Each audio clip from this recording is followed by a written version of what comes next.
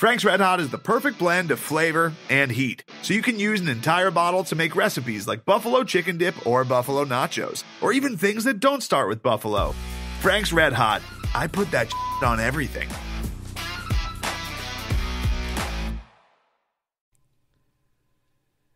Holy shit, Craig. Yeah, hold on. I had my song Did I scare you? No, I just had my song up, and then I closed the fucking tab for some reason. Can we restart that? Oh, hell no.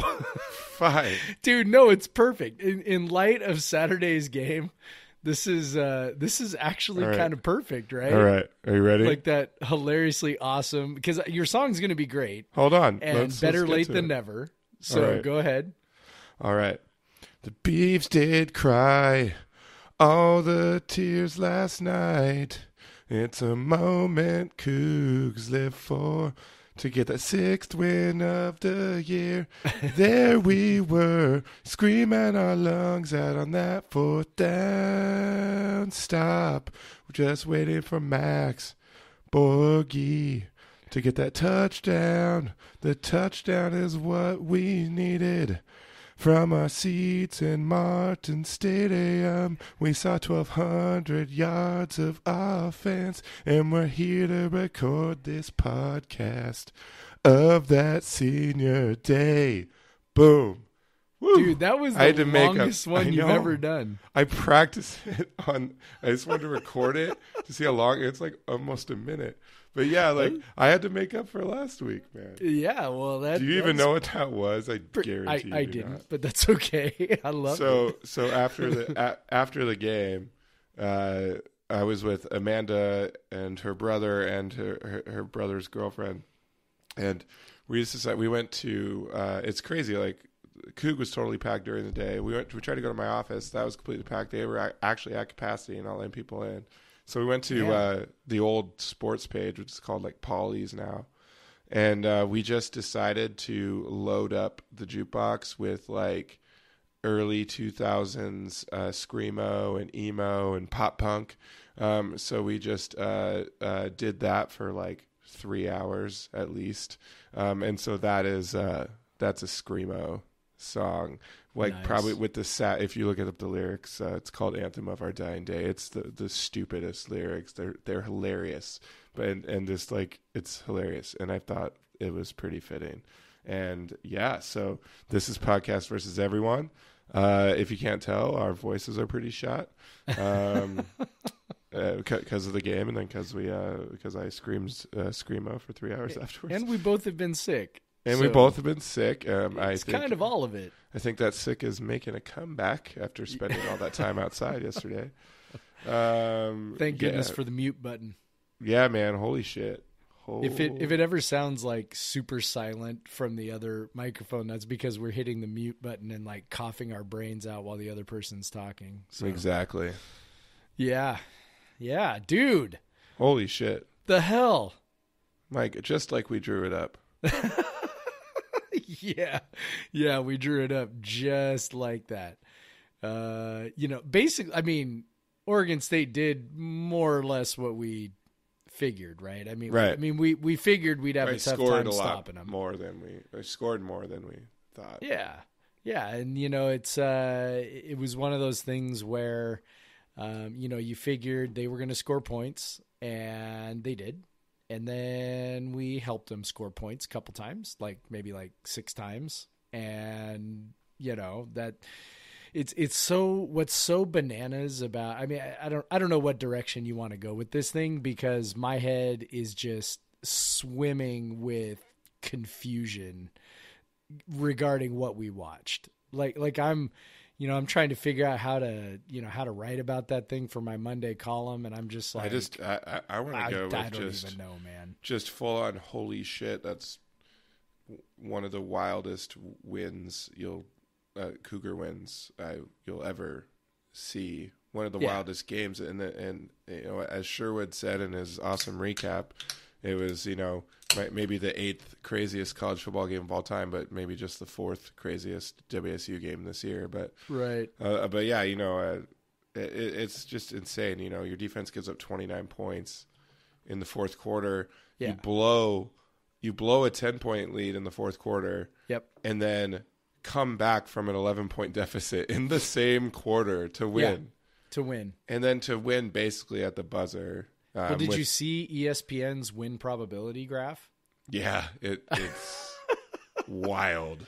I mean, we went from Oregon State being 99%. We were at like 42-32, I think, and like 35-24. We were at the 90s, I think. Yep. So both teams had like swings from 90 to almost 0 and then to 0. Like, but yeah, it was. Yeah. It's fun when those graphs kind of show that. Yep, it's a literal roller coaster on that graph. Right. And yeah. Oh my god. Well, and it shows you just how improbable it was. Like that's the whole point of win probability. It's not, anything for certain. I think this is where, people who don't understand statistics very well, get themselves fouled up. So like, 99%, that's a stupid stat because we won. And it's like, no. That just shows you how fucking crazy it was that we came back to win. That it happens only about 1% of the time, 1 out of 100 in that spot, in that game. And then when you, compound the 1 out of 100 and 1 out of 100 and 1 out of 100 that game had, right? Where it's like, or 1 out of 10 or whatever it was when we were at 90%, you figure the fact that you would see that many swings, right? Back and forth, that's what made the game just especially crazy. I mean, there's crazy comebacks, all the time, but not like come back and then come back and then come back, alternating between the two teams. So especially it was so crazy. It seemed like we had, by the end of the third quarter, like WSU had taken control of the game, and then the Beavs went nuts, and we helped them out with a turnover, and they got a onside kick, which was essentially a turnover, and that helped them, score 4 touchdowns in a row, and that was just completely wild, like. And you're just sitting there in like the bad space when they go up 11, and you're just like, this is how the season essentially ends. Like we're just another fucking horrible loss where like our defense just completely fell apart, and our offense had really untimely turnovers, and it's just like, but no, like. Wow, like, and I think you and I both said it, man. Like, oh God, this team is so soft when they give up that, but they just give you a big fucking middle finger to that. I mean, there were 3 different times I was convinced the game was over, and first one was like halfway through the first quarter. Yeah, with the interception followed by Beaver quick touchdown. Like you're like, oh yeah, it's over. And then Dez's fumble, and I'm just like, Travell or interception Harris or whatever. fumble. Travell Harris fumble, Dez interception, and it's just like, it's like, come on, man, like, yeah, and then of course, and that was sort of the soft comment, was the, just the fact that after those turnovers, I mean, Oregon State had, really no troubles, no resistance going right into the end zone, and it was like, God, here we go again. They a little bit of adversity and they fold, and it was just so like, come on. But then, the offense, rebounded to claw back a little bit, and then they scored as quickly as they need. Like they scored quickly, which was important, because you'll see a team 2 scores down, score a touchdown, but it takes 3.5 minutes to do it, and then you're essentially in a position where you can't. If you don't recover the onside kick, it's over. Yep, 75 yards, 7 plays, 207, bang, bang, bang. Down the field. So gave themselves a chance, and thank God they still had 2 timeouts. Would rather have had 3, maybe. Yeah, maybe if you would quit calling timeouts to yell at the defense, and then allow the team to score right the very after next play. It's so stupid. Like, it's, I love Mike Leach. I'm glad he's our coach. I'll say this like forever, right? Like, I don't want him to go anywhere. I want him to stay as long as he wants to stay. And all that. I don't think I'll ever get tired of what we've become under him. But also, like, it's just the head scratching stuff like that where you just go, I don't get it, but whatever, man, it worked out this time. And, we had some of that. We've spent a lot of time on this podcast talking about the role of luck and randomness. And it's about goddamn time some of that randomness came our direction. Yeah. After the UCLA, Arizona State, Oregon, am I forgetting any backbreaking losses? It's just one of them had to go our way eventually, right? Like, yeah, but then you're like, it's such a small sample size in a football season. No, they don't. They don't have to go your way. You could take any 12 game sample in a baseball season, right, or a basketball season, and it's like you could have a stretch of 12 games, maybe you're like the Mariners and you go 11-2, and then right, or it's like or whatever, you can have an incredibly good or an incredibly bad run of luck over a course of 12 games. I mean, football's, it's just sort of weird like that. And yeah, I'm glad it came back around in this one. I'm really glad those guys got to go out winners yesterday. We're recording this Sunday night. Really glad they got to go out winners. Really glad that Anthony Gordon got to set those Pac-12 records on a night when he wins, because inevitably our passing records get set in losses. Yep. So, just for all of that, just so super cool. And, just to watch those guys celebrate on the field and get to really, really enjoy their last game at Martin Stadium. And then, and we'll have plenty of time to talk about this later, but, to go into the Apple Cup, not feeling like they got to beat Washington to get to a bowl game, because I think that would have been really the worst case scenario, not just from the, from the obvious fact that, it's going to be a very difficult game to win, but this team doesn't seem to do great when it's got a lot of pressure.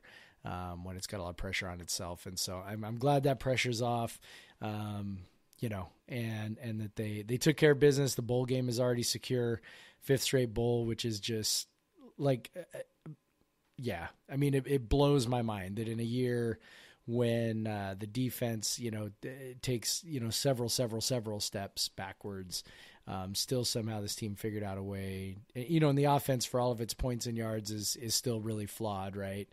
But, somehow, some way they figured out how to get to a bowl game. And a lot of that has to do with, playing pretty soft non-conference schedule. And that is why you do it.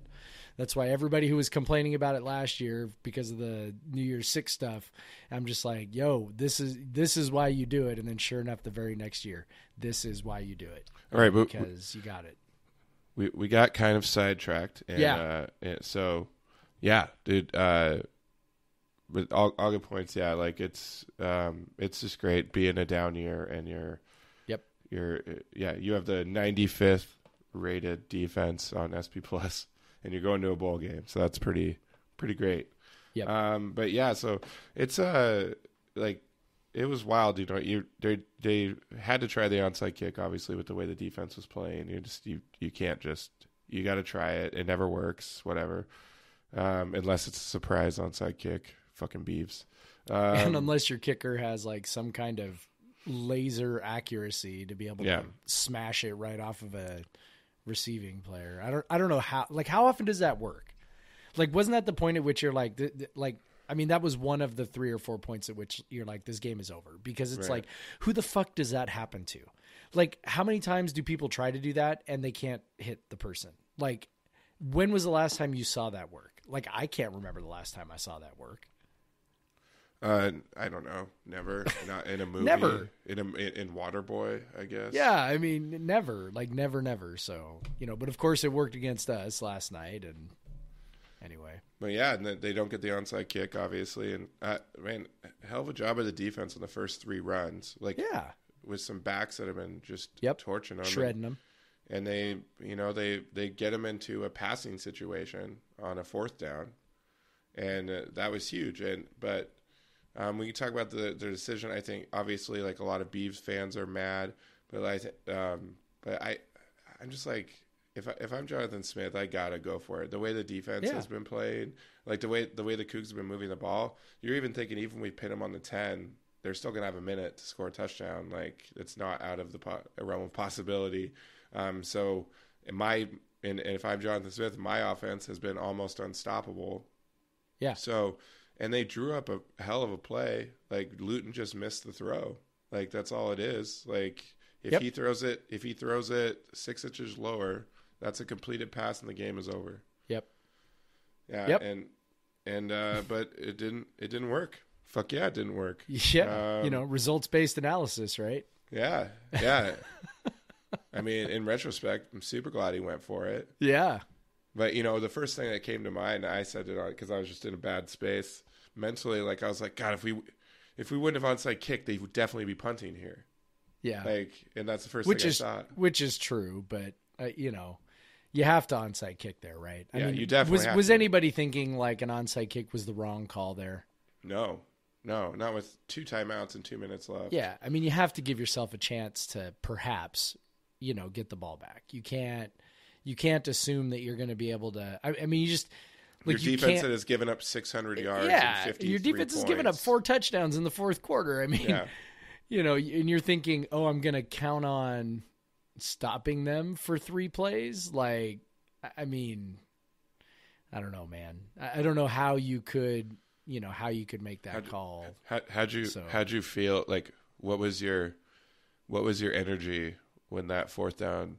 When that ball hit the ground? Relief. It was just relief? That's I what don't know. felt? Like, it was just like, oh my God, we actually have a chance. I mean, it was like. I was so fired up, dude. Yeah, I mean, I don't know. Like, I wasn't. Because I knew we were going to score. The game was just so full of bullshit. It was like, I don't know, man. Like, I tend to get in those moments where I feel like it's very, like 50-50, that something's going to happen or not happen. Like I tend to get very like fatalistic about it. It's like when I watch, when I watch a Sounders game and it's, and there's penalty kicks involved to decide the game, like I remember when they won the MLS Cup in 2016 and I'm watching on TV and I like didn't even get that excited when Torres's shot went in. Cause I'm just like, I can't even get this invested because it's just so fluky, and I kind of felt like that fourth down play was like that it was, kind of a 50-50 proposition. I kind of just more exhaled. And then of course when they started moving, they got the very, first down on the first play. And I was like, okay, here we go. Then I was getting amped up. Oh again. man. I like, I turned around. So actually it was funny. Like the one of the guys that sit behind me, he's like a beer nerd from Olympia.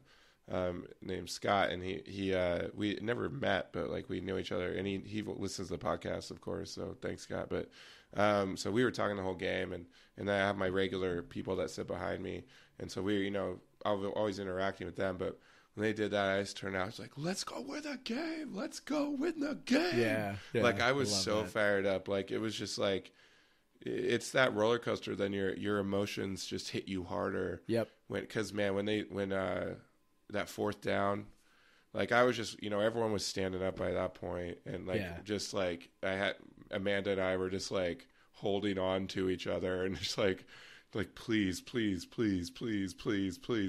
it. Yeah. And they get to that fourth down, and then you're like, oh God, like how shitty would it be for this to end right here? Like it can't end right now. Like right after all of this, like they can't end on a fourth down on like the 40-yard line. But of course, you saw Tay come open, and you're like, "Oh hell yeah!" And then, another big play that fucking Aesop Winston, man, the hands on that guy. Yeah, that was the play, right? I mean, that's the play that really makes it happen. Yeah, because you have so many options to score from the 10. Yep. And then, of course, the pass interference that Arconato drew, which he was playing magically. I swear to God, he broke his arm. Yeah, apparently not. And then he comes out and makes a big catch and then draws a pass interference on the final drive, a crucial pass interference. Yeah. Because it puts us on the 10, and suddenly the run becomes a viable option, and the Beavs were not playing for that run at all. Would you have? I mean, I wouldn't have. No, I wouldn't have either. I would have said, I dare you to run the ball, because if you don't get in, the game's over.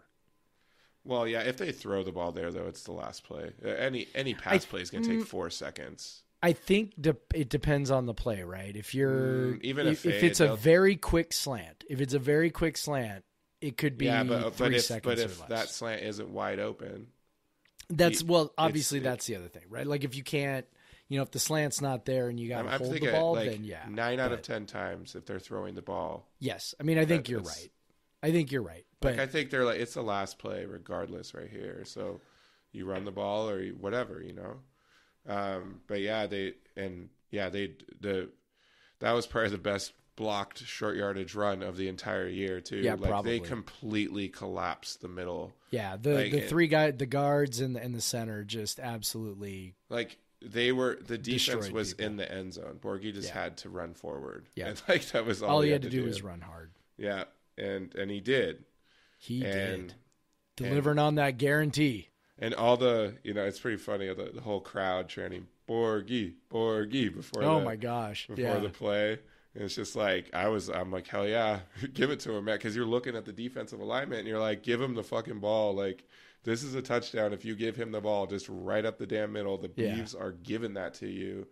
But that just goes to show, like, if you have a system like that with all the weapons on the outside, you got to make people people have to make decisions. They have to make decisions on who to guard, and they made a decision that they were going to sell out to not let Winston or Martin or one of the inside receivers, Arcanado or anyone, beat them, and it made it easier because passing the ball from the 2-yard line is difficult, and oh man, and just the stadium just was so awesome. It was half empty, but just that reaction was insane. The people who were there had a ton of energy, and there were also a pretty stunning number of Oregon State fans there. Yeah, there were. Yeah. Lots, and they were loud. I was, I didn't know whether to be irritated or impressed. I guess I'll go with impressed since we won the game. I don't have to be irritated, but I was really glad I had this. So there was a family sitting in front of us, and the mom and one of the kids, one of the sons they had Cougar stuff on, and then Dad and his other 2 sons were in Oregon State stuff, and I was like, why do I have to these kids? Because every time I'd scream, yell something, one of the Oregon State kids would look at me, like what is he doing? But they left when Oregon State went up 11. Losers. Yeah, they left, and I was and so I was just happy that I could fully enjoy that comeback because I didn't have to worry about the feelings of a small child. Yeah. So it was great, man. We just erupted, hugging each other, and my most favorite non-attempt at an extra point ever. I was like, this is the right call. Oh my God. Yeah. As soon as we got take out the variance right I'm here. yelling at the people around me. I'm like, take a knee. And they're looking at me like, it's an extra point. And I'm like, don't eat. The way this game has gone, we will definitely get that blocked, and it'll definitely be returned for 2 points to lose the game. Yeah. That's if we even try anything. Now, I was not opposed to maybe just handing it off to Borgie or something. I mean, the odds of something going wrong there are pretty minuscule, but the only way you could take it to 0 is kneeling, But yeah, but in that situation, being up 1 or 3 doesn't make a difference. Right. Because the Beavs are either going to score a touchdown off the kickoff or they're not. So right. So it didn't actually matter. I was just like, what did matter? And by the way, we still figured out a way to make it a negative play. Oh, because Renard Bell decided to do a backflip, which was mighty impressive, but also apparently a penalty, which is absolutely absurd, but is kind of hilarious. He's 50 yards downfield, not near any other Oregon State player. Yeah. And the ref who's down on the goal line has to throw his flag. I'd like to know where in the rule book it says if you do a backflip, it's a penalty. Yeah, do a backflip 50 yard, like not even. Yeah, he's not doing it in front of their sideline. He's not doing it in front of a player. Like he's just, happy. Like, come on. Because it's Renard Bell, man. He's like one of the happiest, like, funny, joyful dudes on the team. Like, follow that guy on Twitter, man. He's Pac-12 hilarious. refs are always going to have the last word. They're always going to figure out a way to have the last word. So, but because I'm a shithead, I started yelling. I was like, "Oh, screw that! Like he's just doing a cartwheel. Who cares?" And these other guys that were a little bit away from me, like, "It's a sportsmanlike conduct," and I was like, "It's a cartwheel. Who cares?" Were they Beavers fans? No, they were Coug fans, and I was like, I started yelling back at him. I was like, "Don't get mad at me. Get mad at the refs. Like, you're getting mad at me." We got some of those dudes in our comments on Coug Center, like, and some of them probably listen to us. But you know what, people, get a grip, calm down, and just enjoy it. Because it's like it's a game. It's fun. Oh no, Anthony Gordon was talking shit. Yeah, talk all the shit you want. You just won the damn game. Like, come on. Ugh. Yeah, like these guys have been just fighting each other for the last 3.5 hours. Yes. In a super emotional. Yes. Like for each program, fairly high stakes game, and like maybe not on a national perspective, but for each of those, anytime either of these programs could go to a bowl game, it's a big deal. Yes. And so this was a high stakes game. The Beavs are, trying to build their program back. The Cougars are trying to prove that they have a program in place that, can be this consistent. And it's just like, this is a high stakes game. And it's senior night. Like, this is the last game a bunch of dudes had here, including Anthony Gordon. And Anthony Gordon's he's got 45 goddamn touchdown passes. Like, imagine if he's sitting there with 45 touchdown passes and only has one more game to play, and he goes and doesn't play in a bowl when he has one of the greatest passing seasons in like FBS history, and he just is staying at home. He was hyped up, man. And the way they came back and won, but who will think of the children, Craig? Someone did yell that at me. There are children here. I'm like, your children are at a football game. Like, come on. They heard me say fuck. Oh my God. Oh no, my kids had to let me know a few times that I was going to be putting money in the swear jar. So, totally worth it though. 100% worth it. Oh man, it was great, man. Like, so obviously, just an all-timer of a game to be at. Yeah. And but how was your day overall? Like, you had the kids? Did they have fun? Yeah. No, the day was awesome. So we drove over in the morning, and then stopped and ate at Cougar Country. I was impressed by the new and improved menu boards. Oh yeah, so you can see the menu before you're at the counter. That's right, and so, you don't have to crane your neck for tall guys. Yeah. So I looked at that, and then now I do have to say there was one.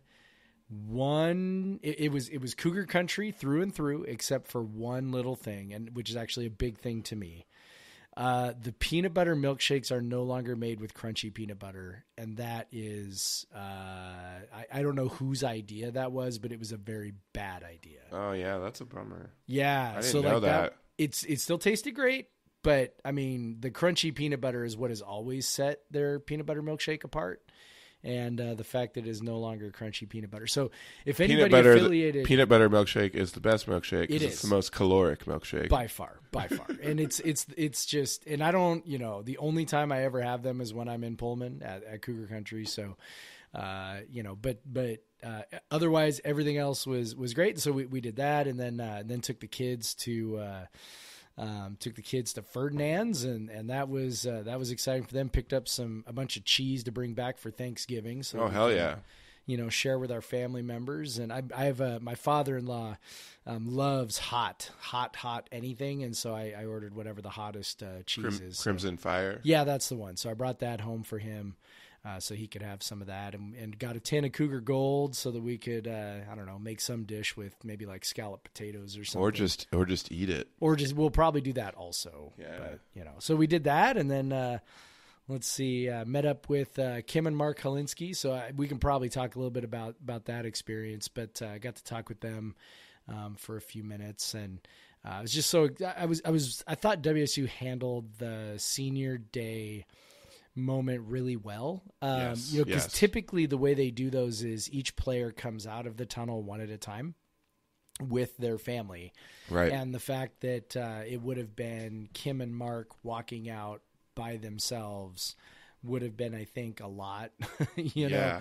And so for anybody who didn't, I don't know what was on TV, so forgive me if they showed all this on TV, but basically all the families stood out around the 50-yard line ish. Right. And then all of the players walked out as a group when they said, here's the 2016 seniors. They walked out, 2019 seniors. There were 16 of them. And, they walked out as a group, and it was just a super touching moment because Tyler was first. They went in order of their numbers.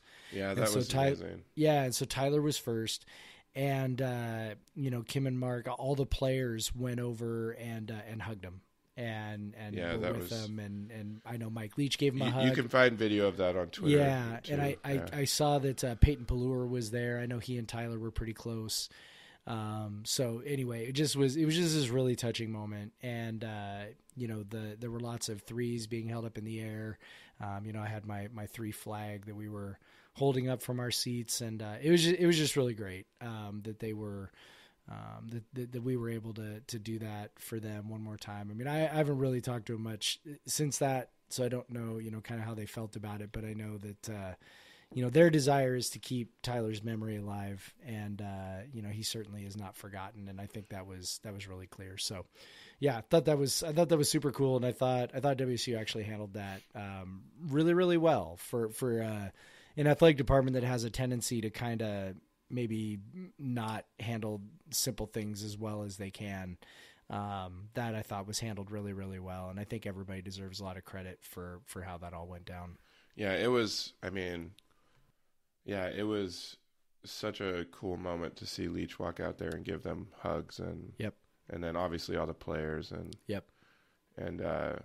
go watch one of the videos. I can't remember who shared it, but all the players are giving Mark and Kim hugs, and that when Des Patman was like one of the last ones to give Kim a hug, and she just goes, "Hi, Desmond," and it's just. Turn on the faucet, tears. Dude. Yeah, it's like she's she really is an incredible person, and and it's sometimes I think we forget. I don't know if we forget. I don't know if that's the right word, but sometimes we just don't always remember as well as we should that these are real people. Right. And so Des Patman, and, even just like, last night during the game, Des comes up with this, really, really critical mistake. Right. And that was the mistake. I was like, okay, this game's over. Right. Right. And, and you just go, oh, damn it. And then, you look at, Des was supposed to have this really huge year, and he hasn't really had it. Right.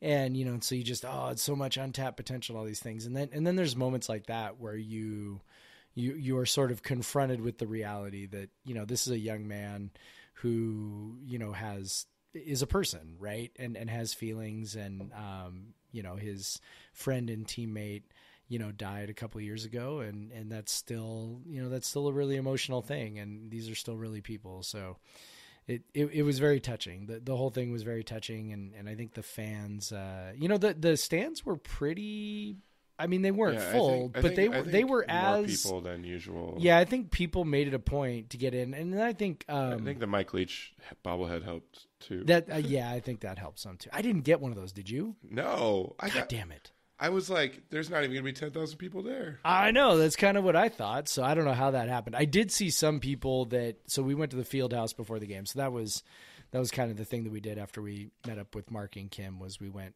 to the field house for a little while. And by the way, drank a couple of CryoStash Imperial IPAs, which is not a good beer, but is 9% and is a really good way to kind of get going for $6 a beer before the game. So Very well done. Yeah.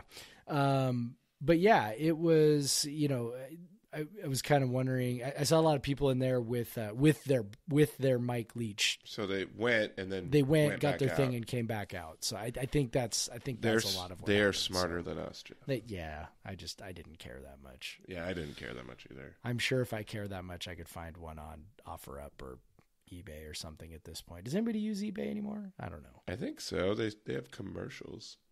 They do, which leads me to believe nobody actually uses eBay anymore. There you go. But anyway, I don't know. What'd you think of that whole pregame scene? It seemed like most people made their way in, early enough to see it. And I think the ceremony, it seemed like it was a little later than sometimes it is. I don't know if that's true because or not, I got into the stadium a little later than I wanted to, and I was pretty worried, but we were in plenty of time. Yeah. I think it happened about 15 minutes before kickoff, so I think that's about right. I don't. Yeah. So it was maybe like 5 minutes to 6. Also, it wasn't. Yeah, it was much much shorter because of the way they did it. Yeah. Because you didn't. I thought it was really cool. You weren't waiting. You weren't waiting right. for the walking and stuff. Like it was just. And they played just a little video message from each player. Oh, I loved that. Yeah, I thought that was great. So cool. Yep, I thought that was great. Yeah, that was really cool. Like that was fun. Like I've never seen them do that way. It's also really nice when the senior day is not an Apple Cup, so because then the senior day can be more about senior day, because when it's at Apple Cup, it always just feels like, well, it's Apple Cup. Who cares about? Can we just get this over with? Usually people just don't even realize that it's also senior day. Like sometimes I think they should just do senior day, the home game, before Apple Cup, just so you're not. Yeah. Like, so you're not like, it's like we already have a big thing happening. We don't need another big thing. But yeah, no, it was cool. It was different, and I loved what they did for Tyler, and I loved the video messages for all the other guys, and I think that played really well, and it moved really smoothly and quickly, and because they gave a lot of time for Mark and Kim to greet everyone, and everyone to give their respects for that, and it was it was awesome, and I'm glad I got in there in time. Obviously, you're in the stands, you just see a huddled group of people, and it was everyone was just kind of like quiet and just like letting them have their moment, and just like kind of being respectful, letting them. Yeah. It was a very different situation, like not this raucous crowd. Like everyone just kind of got quiet, and we sat there, and we waited for, all these people who are, directly involved with Tyler, meeting with his parents, and I'm really glad that Leach was involved, because obviously we know that like Leach doesn't really care that much about like senior day festivities or whatever. Like he says they honor their seniors at the bowl game and stuff. But I like that he, because sometimes I think he can get the reputation that he just kind of like takes himself out of things. Sure. But it was cool. He doesn't have a reputation for being a very emotional guy, right? Yeah, exactly. And so it was really cool to see him go and give them a hug. And it was, just all around great, great way to honor the seniors in general. And more of you should have been there to see it. Yeah. I was kind of hoping you got one of the Leach things, because I wanted to know if it worked. But... BA got one. Did he? Yeah, because they just got him handed. See, I know how that one goes. Yeah. They put 10 of them in the suite, is what they did on that one. Exactly. You just got to show up to the suite. We try. By the way, this was not mentioned earlier, but we actually walked out to BA's tailgate. Spur of the moment, we were just like, you know what, let's walk out and see BA and Katie before the game, and this was like at 4:45, right? Like a little over an hour before the game, and we get out there, and I'm like, hey, where are you guys at? And he's like, we went in. I was like, what? I'm like, it's are you cold, serious? man. Oh they my have that God. nice warm suite. That's exactly it. They want to go hang out in the suite where it's nice and warm, I mean, I don't blame them. BA wanted me to come drink some of his random beer, and I was gonna, take care of that for him. And we went. So we it was Amanda's birthday. so I was letting her, like, whatever you want to do, we don't have our kid, like, we're just gonna. So she wanted to go to the Coug, and man, the Coug was packed. Like, it was crazy. Like, I thought it was going to be empty because Pullman was empty, right? Like, for a football weekend, like, it's probably what everybody thought. They all thought, oh, the Coug will be empty, and then it wasn't. But we eventually got a table, and once you get a table at the Coug, it's kind of like, just stay, don't go anywhere. Then you just post up for a while. So we were there for a solid 4 hours, probably. Oh my gosh. Lots of pictures of Bodie and okay, hold on. Mac Now, and did Jackson. anybody take you up on the podcast offer? Did So, anybody come up and say, "Hey, tall so podcast I was going guy"? to get to that, man. Okay. So overall, man, thank you to all the people that came up to me and thanked us for the podcast. Told me a good job. Like, I had a lot of, like, more than I've ever had. And because my Amanda's brother was joking, like, with his girlfriend, like, oh, I don't know if you realize that we're with a very a very regional semi-celebrity. And I'm like, yeah. And like, I'm like, if I'm a celebrity, this is where I'm most famous, is right now. Like, yeah. But anyway, sure. so I saw a couple people. I met Jeff. Shout out to Jeff. He's we have a mutual friend, and a bunch of other people. But specifically, Amanda's brother's girlfriend, one of her friends came over, and Chris was just like, "Oh, did you know we're with a little semi-celebrity?" Or that's Amanda's brother. Chris is like, "You know, we're a celebrity," and she's like, "Yeah," like, because she listens to the podcast, and she's like, "Can I have, like?" She goes, "Will you? I'm not a student. Will you buy me a pitcher?" And I'm like, "I'll buy you a beer." So I gave her a beer out of the pitcher, but no, I didn't have any students come up. I don't know if there's a lot of students that actually listen to this. I think it's mostly, I don't think it's mostly grads, so. but yeah. So Mallory, shout out to you, Mallory. All right, good job, Mallory. We went and had shots at her car right before the game. Woo. So they were small. But we had, shots of the car, and apparently she had told her dad that she met me, and he did not believe her. And so luckily I had taken a picture of us. So so she got her proof. But yeah, no, it was great. There was a lot of people, like, especially after the game. I had someone come up to me and was like, I only listen when we win. So yeah, I'm definitely going to be listening. So. Which doesn't shock either one of us, because we see the download numbers. Oh yeah, after a win. I'm like, oh, I know. We know there's a few people who only listen after we win. But yeah, I appreciate all y'all that just said, hey, keep up the good work or whatever. I appreciate it. Thank you for listening. And it really does. By the way, like, it really does, like, bring a smile to our face when people say these things. I mean, it's so. I met a reader at, I don't know if he's a podcast listener, but I know he reads the site. Met him at Cougar Country Drive-In. The guy was there with his son. His name was PJ, not our PJ, but a different PJ. And so shout out to PJ if you're listening. It's just always really cool. Like, it's a lot of work goes into all of this. It doesn't pay great. We do it mostly because we enjoy it. And so it's whenever people are like, "Oh, I love what you do. It's really cool." Like, it really does make us feel good. Not that we're begging for compliments, but it's just like, if you feel that way and if you express it to us, just know when we say that means a lot, it really does. Like, we really do. It really does feel good when people say that they enjoy the work we do. So, yeah.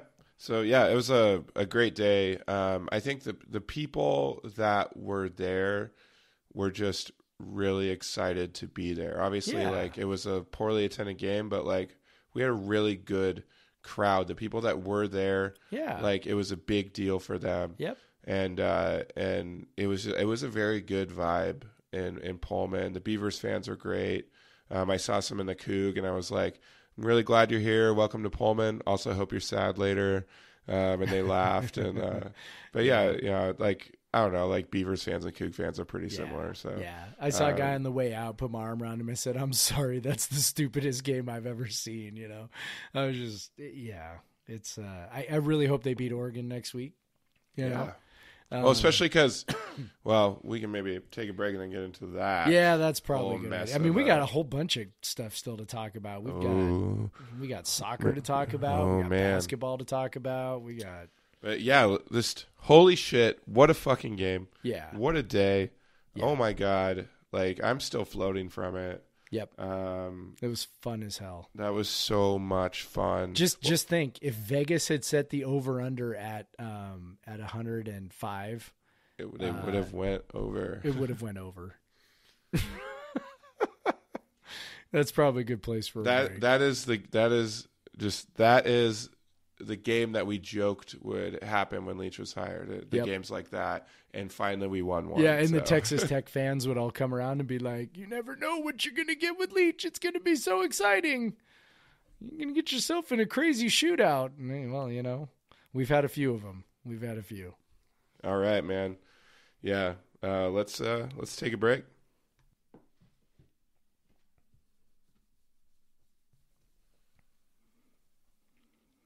And we're back. All right, man.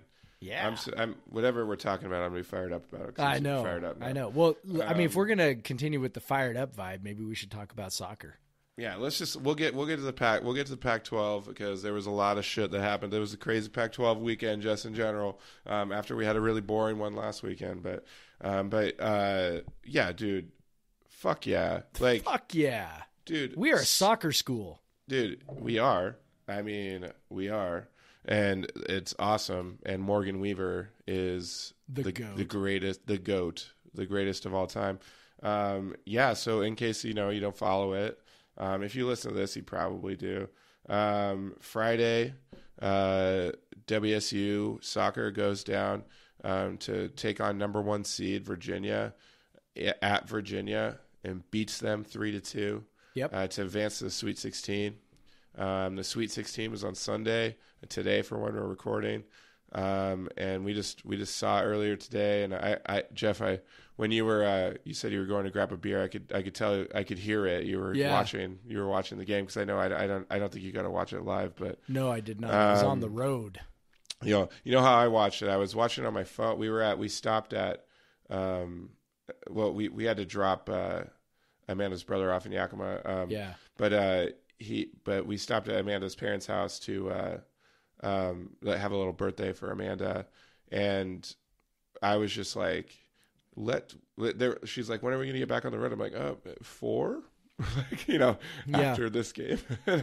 So I just had it on my phone, and I was just like walking around, like loading up the car again. So because B was staying there, so I had to put the car seat back in, get the pack and play, load all that stuff. I'm like with one hand doing all that stuff. The other hand, I was loading something to the car when Morgan Weaver scores the second goal, like her first goal, the second goal to make it 2-0 with like about 30 minutes left, 25 minutes left.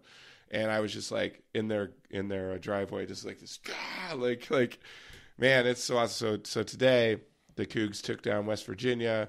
And by the way, people who don't know, West Virginia has been a really good program.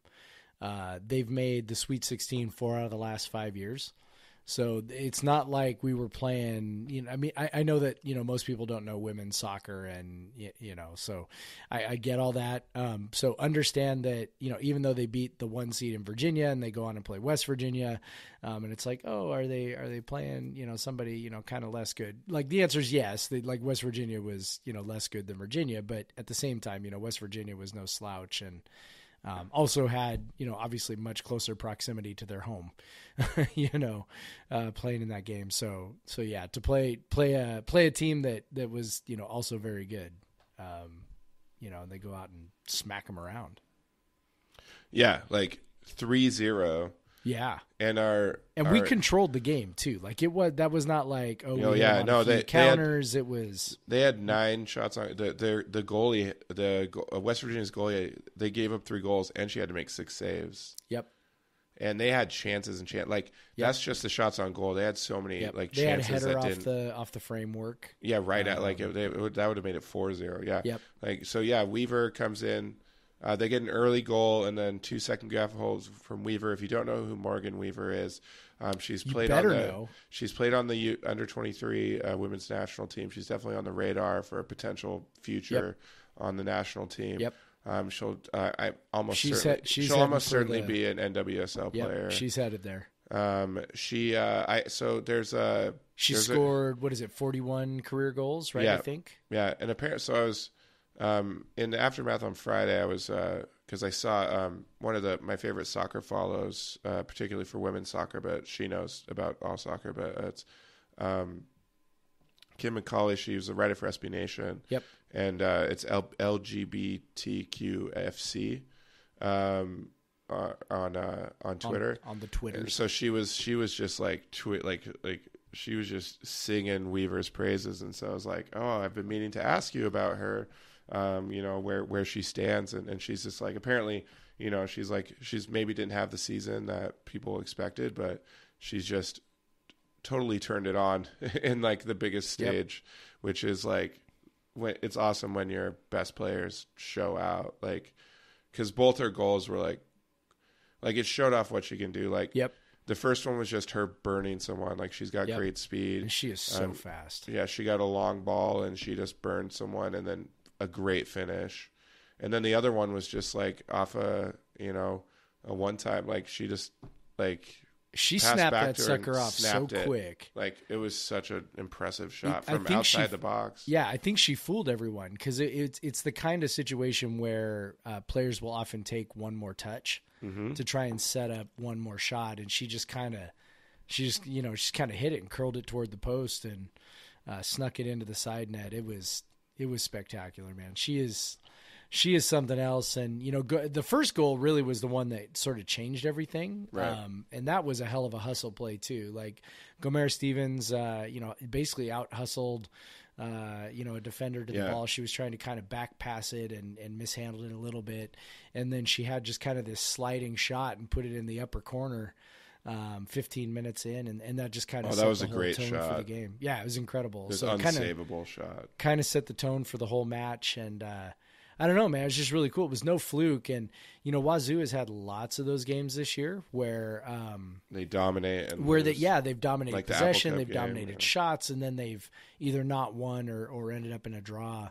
And so, we talk a lot about, as we did earlier in the show, talking about randomness and, just kind of those kinds of statistical anomalies, right? And, earlier in the year, they had some of those games where, by all rights, they should have won, given the number of shots they put on goal. They, had games where they lost because, shots were cleared off the line and, by defenders, not by goalies, by defenders. And then in this one, of course, they cleared one off the line when it was, I still think 2-0 at that point. So to have the randomness come back around in the same weekend that some of that randomness came back around for the football team was super cool. Like, just to see them, kind of get, they're hot at the right time. And they're in the Elite Eight, man. Like, I know, right? Like, I was thinking about it. Can you imagine if our basketball team made it to the Elite Eight? That'd be bananas, dude. Like, well, I was thinking about it. There's only one other WSU team that I can recall that has been to the Elite Eight, and it's 2002 volleyball team. Yep. Is that the only other one? That like in modern time, I think. Well, I mean, I don't even, since they expanded to these like 64 team brackets. Yeah. I think so. Yeah. I mean, basketball's been to, I think, a couple of Sweet 16s, you had the one, and they just happened to have the bad fortune of playing North Carolina, playing a juggernaut, but. Yeah, this is soccer. They were Sweet bananas, 16 man. 2 years ago. Obviously, volleyball went to Sweet 16 last year. But yeah, so it's rare. I mean, it's rare for a Cougar team to get this far, so it's a big deal. Well, and it makes sense that it's the soccer program, because they've basically only missed the tournament like twice in the last like 12 years. So yep. And to have, I don't know, man, it's like to have any program do that is really incredible. And for our soccer team and our volleyball team to be so good is kind of crazy, because the Pac-12 is such a good league in that. So the Pac-12 has 4 of the final 8 soccer teams left, which is kind of crazy. And then, that win against Virginia, they scored 3 goals to win that game. Virginia had only given up 8 goals all season. All season. Like all 20, roughly season. 20-ish games, like 22, 23 Yep. games. And so to score 3 goals, and they weren't all pretty, but they were. This is the winner was just just like a mess in front of the goal, and it just kind of, I think somebody got a knee on it and kind of bounced it toward the goal. It all counts. But yeah, they all count, and it's just like, I don't know, man. These guys are they are very Coug. Like they just they play hard. Yeah, that's what the hallmark of this team and a lot of the teams in this run. Yeah, is when you talked about that first goal, like it was a perfect example. It's just a hustle goal. Just a really hustle with a little bit of quality. And Morgan Weaver's the perfect player. Like yep. we've seen her get hustle goals a lot over her career, but she's also very gifted athletically. So when you yep. combine the two, but then yep. the whole team plays like that. Like it's just even the commentator, which was a guy from University of Virginia, because he had to do it, because right. But he mentioned that he was talking about how they just play so hard, like all the time. And in college soccer, you can take people out and put them back in and yep. stuff too. So it's like it works for that, because it's not like in any other level, like higher level of soccer where you only get 3 subs and once right. you're out and all that. But yeah, it's so cool. Like it's fun. Like it's been fun to follow. And they got at least one more, and they're going to South Carolina on Friday. Yep. To take on South Carolina to go to the Final Four. One win from the Final Four. Yeah. Which is absolutely bonkers.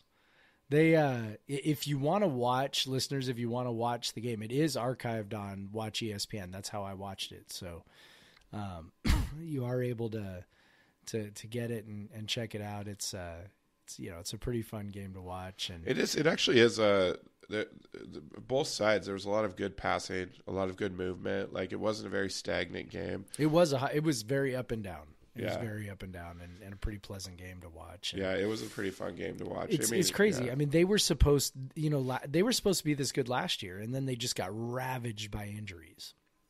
They had a bunch of people get hurt. Obviously, the goalkeeper got hurt earlier in the year. Elise Bennett, who's one of their other forwards / I don't know if she's a forward or a winger, but she's one of their stronger attacking players. She was hurt last year. I mean, they just had so many injuries last year, and so to see them come through this way, it's awesome, man. It's a super testament to Todd Schulenberger. Pretty incredible to have this kind of program where.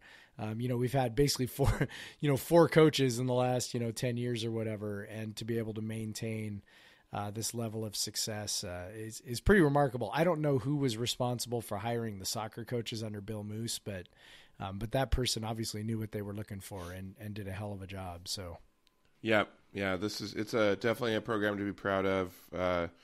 And what a weekend combined with the football win, and then that was just sandwiched on Friday and Sunday by huge Cougar soccer wins, and just a hell of a weekend. Like, the Huskies lost. That was good too. Yeah, so maybe we should talk a little. That never gets old. Little Pac-12. Sure. So damn Huskies, what the fuck, guys? The Huskies and the Cougars have the same record heading into the Apple Cup. Yeah, and it's hate week. How about that? So we got to hate on those Huskies right now. Yeah. Like, fuck those guys. Wow. Like, just to go, like, Colorado, who has been notoriously bad in November recently, and just to go and lay an egg again.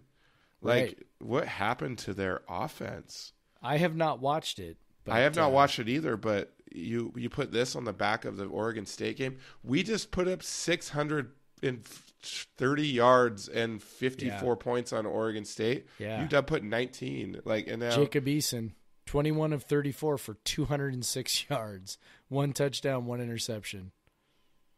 And he'll throw for 600 against us, but probably. But still. But yeah, like the Buffs are like 5-6 now. They got to play Utah. They're not going to beat Utah, but still. But yeah, technically a bowl game's still in play for them. Yeah, but man, they've gotten too big. Like they've definitely you thought they were going to finish 3-9, but they've beat Stanford, they beat UW. Great turnaround. Great pretty kind remarkable. Of salvage. Yeah, but yeah, UW, man, geez, that was a shocking. Obviously during the game, people are like, UW's down 13-0, whatever. It's like, holy shit, really? Yeah. But yeah, I don't know where that. Of course, they'll probably figure everything out next week, but their offense has definitely been awful for multiple weeks now, and I mean, I don't know. I don't know. We'll probably talk ourselves into all kinds of shit. Fuck the Huskies. Week. It's a perfect football weekend. When the Cougars win, Huskies lose, and then of course the Seahawks won, so that helps. I'd like you to know that the Huskies and the Colorado Buffaloes have the same conference record. Well, both of which they're are better bad, but they're still both of which are better than WSU's conference record. No, it's the same. Oh, it's the same? It's the same. Oh, so we're all 3-5? We're all 3-5. All right. Yeah. We got up to three conference wins this weekend, Craig. Come on. More importantly, we got to 6 wins overall. That's all that matters. Right now, that is all that fucking matters, man. Oh, it's great, dude. It's great. Yeah. So, yeah, obviously the big game.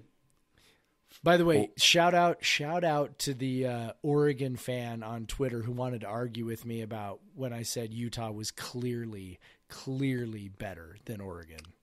That's a hell of a segue, Jeff. Mm-hmm. So Oregon goes on down to Tempe, which we all know to be a place of horror. Yes. For over the years. For everyone. Apparently. Everyone. And just it's where blows dreams it. Go to die. Just blows it. Just blows it. Oregon with a pretty clear, solid shot at the playoff if they can win out. Yeah. Just blows it. Yeah. Yeah. I'm seeing a lot of Justin Herbert. It's every game it builds Justin Herbert is fraudulent. He's actually not that good. No, actually that good. Yeah, you know who the good quarterback in that game was? Jaden Daniels, man. That dude is terrifying. 22 of 32 for 408 and 3 scores. Yeah. He also had I guess only 10 yards on the ground, but probably some sacks mixed in there. But yeah, Brandon Ayuk is also terrifying. UW and WSU kind of exposed the Oregon defense, and then it's kind of things have been tougher. And Arizona State had the athletes to be able to do that as well. Yep. Ayuk is, as we saw, right, is kind of a cheat code. He's horrifying. Really fast and strong. He had an 81-yard touchdown. Yeah, he's an NFL guy. I think so. So, yeah, it's, it was surprising. So after Arizona State beat us, I said to some, mouthy ASU fan, have fun winning 2 of your next 6 games. They went on to lose their next 4. And I was like, oh, perfect. This is going to be even better than I thought. Well, then they beat Oregon. So they'll probably end up winning 2. They'll probably end up winning 2 out of the last 6 games. They just have Arizona left. I do submit, though, that this is actually bad for the Pac-12. Oh, it absolutely is. If we're, if we're thinking what's best for the conference, the very best thing for the conference would have been having an Oregon team ranked, in the top 8 and a Utah team ranked in the top 8. Yeah, I was having one of them win that game. When I heard, when someone told me, I was frustrated. I'm like, what are you guys doing? Come on, we need, it's the conference of cannibalism, as I always say. Yeah, it is. It really is. But Utah has to just get by Colorado. Yep. And, which should be fairly easy. I think they got them at home. Yeah. So I think they'll be okay. But man, is Oregon even going to beat Oregon State? I don't know. I'm not sure either. Oregon State's going to be fired up for that game. It is in Autzen, though, so that changes things. But they get to play their rivalry game on Saturday. So Of course, What's that like, Craig? I don't even know what that is anymore. I think we trade the Friday Apple Cup for not having to play Thursday games ever or something. I don't know. That's what I've been told. Which it's also stupid. Yeah, but it's okay. It does get me out of shopping in the morning, which is I'm actually okay with. So, or at least I can get done pretty quickly if I have to go. Oh, so. I don't do any of that nonsense. Yeah, well, the internet exists, right? I do. But also Cal taking down Stanford. Stanford officially eliminated from bowl game. God, how cool is that? 4-7 Stanford. Oh my gosh! And with Notre Dame on tap. Yeah, and they still have to get their face kicked in by Notre Dame. Stanford's gonna go 4-8. It feels like the old days, man. It's incredible. Yeah, it's so in theory, what would it take for David Shaw to end up on the hot seat? Oh, obviously it's not going to happen after this year. But what would it take? It would be multiple seasons of this at least. Like, does Stanford care? Like if they go 3 years without a bowl, does Stanford care enough to fire him? No. I tend to agree with you that they maybe don't even care that much to eat whatever money they would have to eat to make him go away.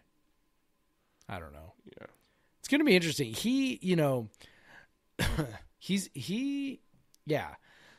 They won in a very particular sort of way under Harbaugh and then under him for a little while. And then they've really moved away from that. And they're throwing the ball now. Yeah. If what's funny is it's also hard to kind of know, excuse me, why it's not working.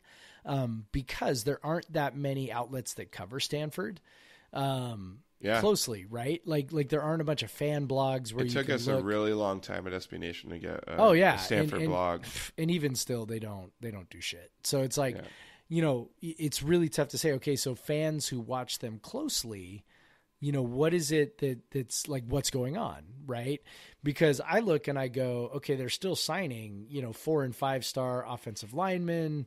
They are, still signing these running backs who, in theory are really, really, talented. I mean, it's just sort of, it doesn't make a lot of sense that their offense is so bad. And I know that, one of the interesting things about him is that Shaw has morphed from, basically running the ball like 70 or 65% of the time to running it, less than 50% of the time or 50-ish%. Right. And so, that's a pretty major philosophical shift that you don't see from a lot of coaches. And so sometimes coaches do that and you go, okay, well, they're evolving. Right. And then other times, you see that happen and you go, okay, well, are they desperate? Right. And with Shaw, it seems maybe like this is a little bit of desperation, right? Where, they were really committed to this certain philosophy. And then, as time has gone on and maybe they haven't been as successful with that philosophy, he's just sort of maybe tried to figure out something that works. Right. We sort of joked a little bit about, post game against us last year where he was, basically in tears. Right. Right.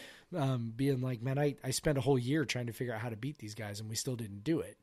And they did it by throwing the ball, 65% of the time or whatever it was in that game and still couldn't win the game. I don't know.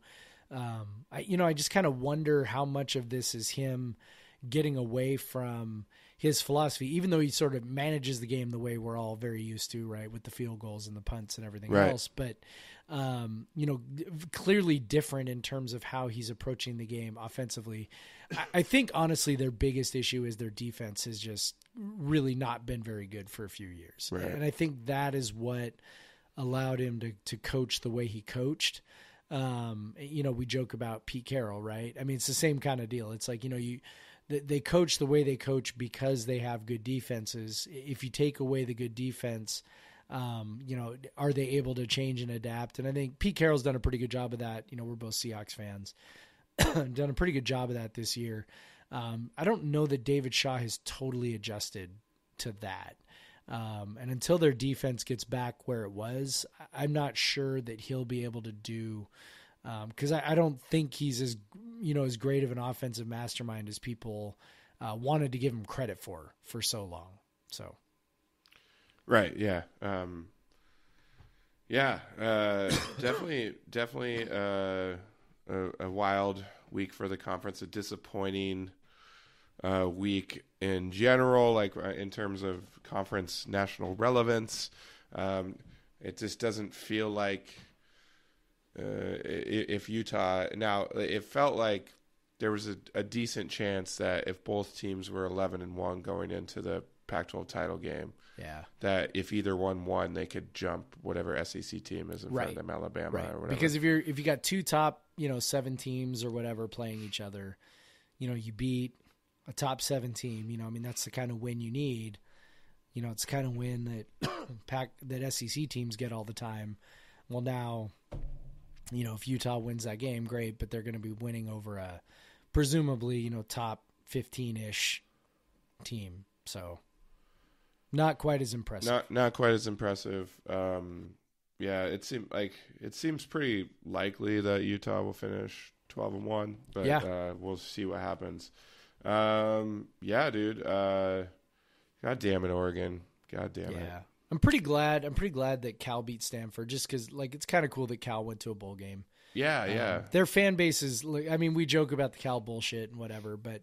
I've had lots and lots of really great interactions with their fans, so I'm happy for their fans because I think that's great. So it's and cool. then paying for Stanford is always good. And I was a little disappointed UCLA got slapped around so bad by USC. That was another team I kind of wanted to see succeed because I thought that would be cool. I know their fan base is insufferable, but they really have kind of become a pretty cool team and pretty fun to watch. And it would have been neat to see them get to a bowl game, but. Alas. USC is done.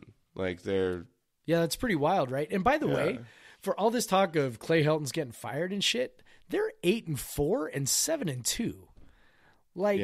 They're not.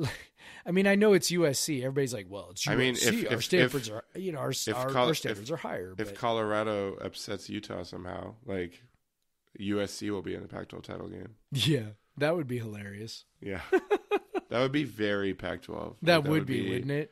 The most Pac-12. You'd have USC. You'd have a 20-ish USC playing a 15-ish Oregon, while a 10-ish or 12-ish Utah is sitting around watching. That'd be perfect. But I don't think that's going to happen. I think Utah's going to spank Colorado. Yeah. I know that anything can happen on any day. Utah's been pretty much Utah's spanking defense everyone. Is insane. Utah's defense is unreal. Utah has not been they've got an SEC level defense. Yeah, they were challenged by UW, but after that they've just been and that was at UW, people. And UW was after losing to Oregon was I think UW was sort of like, this is our season. Right. They had to beat Utah to have a chance. So, they came to play and Utah, and the final score of that game even was made it look closer than it was. Yeah. UW scored a touchdown late. That game was a couple touchdown game in the second half, and, Utah didn't have that much trouble with them. So Utah is really, really good. Utah's the best team I think this conference has produced in a number of years. Maybe since UW when they had John Ross and went to the CFP, and then maybe thank God that Jake Browning is no longer the record holder for that. Fuck yeah, for that season. Oh. It's so funny. So I was talking to Amanda's brother, and I'm like, yeah, and I said, yeah, Anthony Gordon broke it, and it was Jake Browning's and who else was, I can't remember. Jared Goff. I was like, it was Jake Browning's, right? He's like, wait, Jake Browning threw that many touchdown passes? I'm like, yeah, when he was a sophomore. Because he threw 20 of them to John Ross. Yeah. And he's like, oh, okay. Yeah. I'm like, it's wild. That guy did not need to be on the top of any Pac-12 passing record book. So I'm old enough to remember when Jake Browning was the Pac-12 Offensive Player of the Year when he wasn't even the best player on his own team. Yeah, that was absurd. Yeah. But so yeah. Dumb. But Anthony Gordon, 45 touchdown passes with 2 games to play. Hell yeah. For almost 5,000 yards, 80 yards short of 5,000. Yep. I wrote about this right before we got on the air. He's got a really good, he's going to be 5,000 yards, which there aren't that many guys that have done that. He's almost certain to get 50 touchdowns. He's only got to get 5 more over the last 2 games, and you think that's pretty. I mean, you tend to think that's pretty much a no-brainer. For a guy who's averaging 4 a game. Yep, which would make him the 5th player in NCAA history to have 5,000 yards and 50 touchdowns. Like, that's absolutely bonkers. What an incredible year. And, I know there are some people that don't, that downplay what he's done because of the interceptions or whatever, and they do suck. I'm not even gonna try and argue that the interceptions don't suck, because they do suck. But the bottom line is that this offense is really, really good, and people can say whatever they want, but they put up a ton of points. And, the turnovers are obviously not great, but when your offense is averaging, 40 points a game or whatever it's averaging, who cares? I mean, who cares if you turn the ball over a couple times a game? If the defense was average, even like slightly below average, that's Gordon, totally true. Gordon would be slightly getting below like average. the Minshew level love, and the Heisman hype and all of that. I mean, they'd be what? 8-3 at this point at worst, right? If the defense was, passable. Yeah, very possibly, very possibly like 9-2 or 10-1. 10-1, yeah. Yeah. So it's, whatever. Good for Gordo. I know that, it sometimes is hard to contextualize all these numbers because guys do a lot of, obviously throw for a lot of yards, but, he's got an outside shot. It'd be very difficult, but he's got an outside shot at setting the NCAA record for passing yards. Yeah, I was looking at that. If he continues on this pace over the last 2 games, his average of, 400 and whatever yards a game, he'd be within 20 yards of BJ Simmons, who is Leach's quarterback at Tech and is the record holder at, 58-33 or something like that. Yeah. So also bananas. I was obviously looking up these records like you were. Freaking the touchdown record is out of reach. Like it's Cole Brennan had 58 touchdowns. Not going to get that one. Which is wild. Not going to get that one. Well, and the crazy thing is 58 touchdowns without being the yardage leader. Yeah. Which is sort of nuts. But I'll tell you what else is crazy. We've also had 2 other quarterbacks throw for a touchdown this year. Yeah. We have the WSU has 47. Gordo had however many games he didn't even finish, right? 3 games he didn't finish or 2 games he didn't finish. Yeah. WSU has 47 touchdown passes this year. Yeah.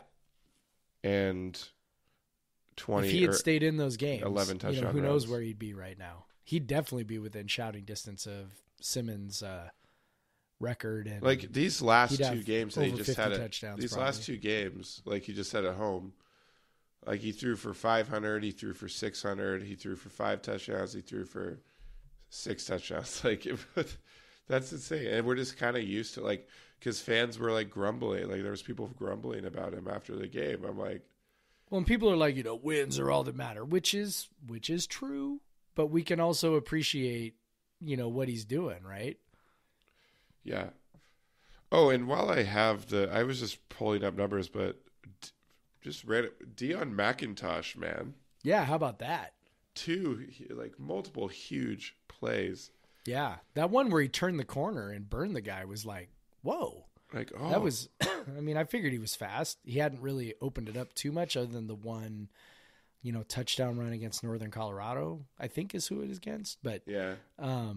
But anyway, yeah, to see him kind of outrun that guy to the corner and then just streak up the sideline I can see. I can see why he was thought of as maybe being such a strong receiving threat. He actually had pretty awesome. I think he was close to, or might have had more yards than Borghi between those 2 plays, or it would have been close to him. I can look. Hold on. He had 93 yards through the air. 93 yards through the air and 0 rushing yards. Oh, that was a pat. That's right. That was a pass. But Borghi only had 84 yards. So yeah, he had more yards. So there you go. Yeah. Yeah. Renard Bell actually led the team in receiving. Did you know that? I did. I remember that was pretty awesome. That was super awesome. He deserved that backflip. He slid over into Arcanato's position when he went down. You could see that happen immediately. Yep. And then also we were talking about this, like Travell Harris. Yeah, he must have gotten hurt. Yeah, he must have gotten hurt. Hopefully that's nothing that will keep him out for Friday. I haven't seen anything on a potential injury. Like, I didn't see anything post game, but I really would like to have him this weekend. He's the kind of guy who can really maybe do some damage against Washington because he's, well, first of all, special teams, right? Like, it'd be nice to get a big special teams play, but then also, he's physical, right? He's a physical runner. He's a physical pass catcher. Those are the kinds of players that, I think sometimes that's why we struggle maybe a little bit with Washington is their defense is very physical. They make it hard to get off the line, and Travell Harris seems like the kind of guy who may be strong enough to make a difference there. So anyway, we'll talk more about that later, I guess. We should talk some basketball for like a minute at least. Yeah. It wasn't a great week for basketball. Yeah. It's kind of sad. That was we talked about the game a little bit, or did we on the preview? I can't remember. It was disappointing performance against Omaha for sure. Makes you feel not quite as good about going into this tournament against Nebraska and then potentially a couple other teams. None of the teams are really good, but they're all probably better than us. So, but yeah, we got the Bill Moose Bowl coming up. The day, like it's tomorrow. It's the day you'll be listening to this, or that's probably going to be a close game. But yeah, the offense has got to figure some stuff out. Like they got to figure some stuff out offensively and the deep. But you and I both the defense was the really disappointing thing against Omaha. Yeah, they gave up runs of 10-0 and 14-2 in the second half. They went from, we talked about win probability earlier. They had about an 85% win probability with, about 7 minutes to go. And then it dipped all the way to like 40% about 2 minutes later. Right. So the defense really fell apart in the second half. I think so. The big thing is that they are really reliant on turnovers. The defense is right now really reliant on turnovers. And as we talked about the offense to a point as well. Steals, they're relying on steals to start fast breaks. Yeah. When they're not getting the turnovers so far this year, it's only 4 games. So, it's tough to draw big sweeping conclusions, but it sure looks like the 2 losses were against 2 teams that did a good job taking care of the ball, particularly in the second half. Like I think both Santa Clara and Omaha gave up the ball a little bit in the first half and then shored that up in the second half. And as soon as we weren't getting those turnovers, found it much more difficult to get stops. The one thing that Omaha did that nobody else had done was hit a bunch of threes, which was really, hard. I think they were 6 of 11 in the second half. I don't know that any of them were, particularly, wide open, Ernie Kent style, but at the same time, they hit them. So, I think that one thing is they really missed Jalen Shedd defensively. He hasn't been a great offensive player for us yet, but defensively he's really quick, and he's gotten a number of steals and seems like a fairly important piece there. So hopefully whatever ankle injury he got gets sorted out soon. I hope maybe he can play against Nebraska. I have no idea, but it looked pretty bad when he did it, so maybe he won't be playing for a while. But Nebraska is going to be a bit of a challenge. Hoiberg is taking that team through quite a transition. They're not playing all that great, so hopefully we'll win that one. I don't know if you want to watch it. You got to watch it on something called Flow. I don't even remember, but some like streaming service you've never heard of that you got to pay like $15 to subscribe to for a few days. So because they're at a tournament in the Cayman Islands. So if you want to watch it, that's what you're going to have to do. So yay. But yeah, so it'll be it'll be interesting to see how they do. Obviously, they're getting 3 games regardless.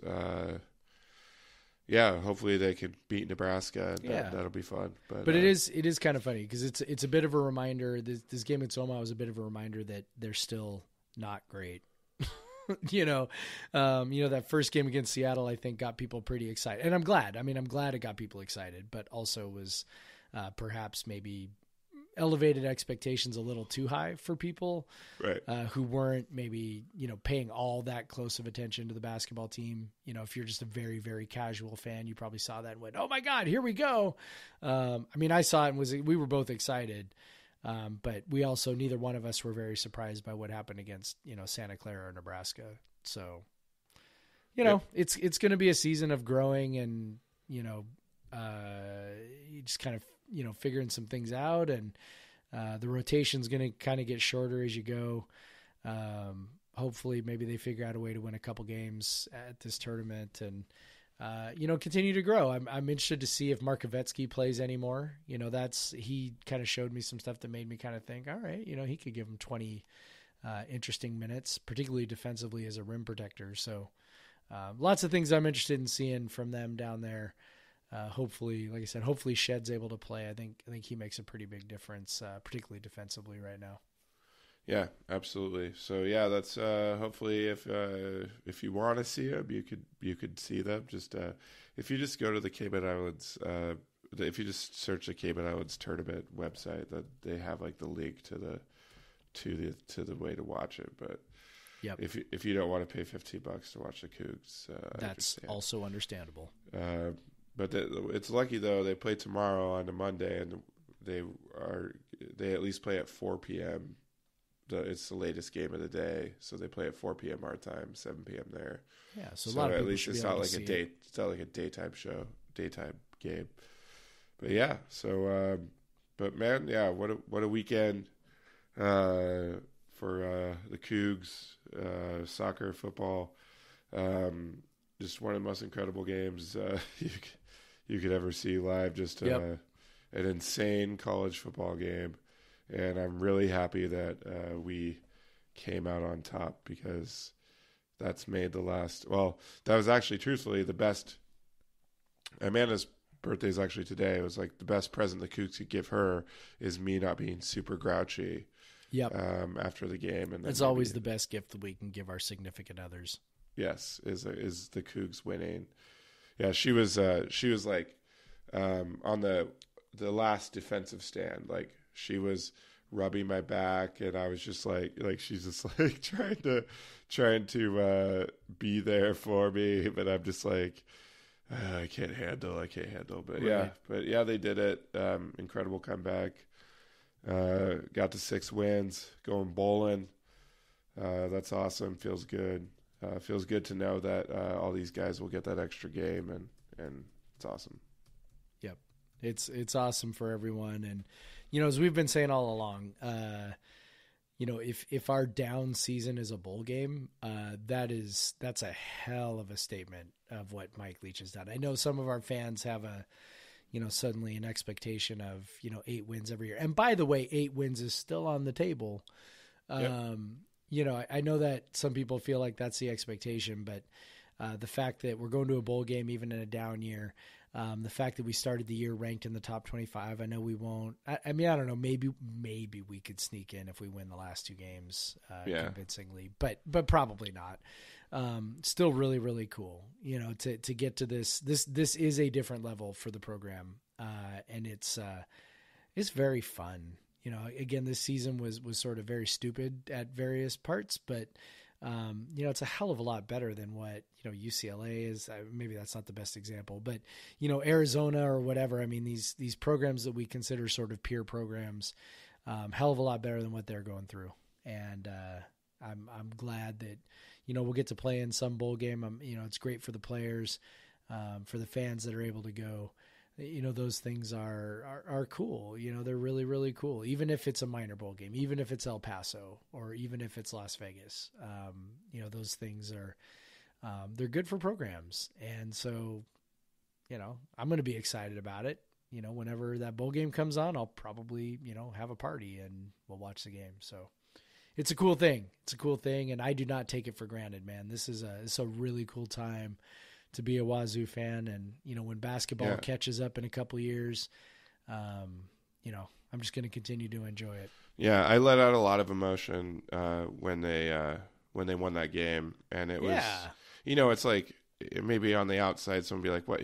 You're 6-5? Who cares?" But it's just like it's been a tough year to follow the team. Oh, it does matter though. Like, it's really cool. It's really cool. We've seen a lot of WSU teams not go to bowl games, and we've seen WSU be in an era when basically all you have to do is win 6 games to go to a bowl, and they still couldn't do it many times. Yeah. But now it's great, and it's just all the losses, the tough losses they've had this year, to be able to kind of do that to someone else is nice. Let someone else be sad and let us be the deliriously happy ones. Yep. Because that's certainly what I was. But so there's a picture I put on Twitter. If you go to my Twitter at the Craig Powers, if you scroll down in my feed, there's a picture I took right after of my girlfriend and I am having some sort of moment, so it's pretty funny. Yeah. Dude, it was great, man. It's just it's just fun to have that. We'll never forget that game in a season that would have been otherwise like frustrating, but now it's just like whatever. We're going to a bowl game. Like, who cares? Like it's just, it doesn't matter. And we're gonna enjoy it. Yeah, it's gonna be fun. And yes, man, I'm excited.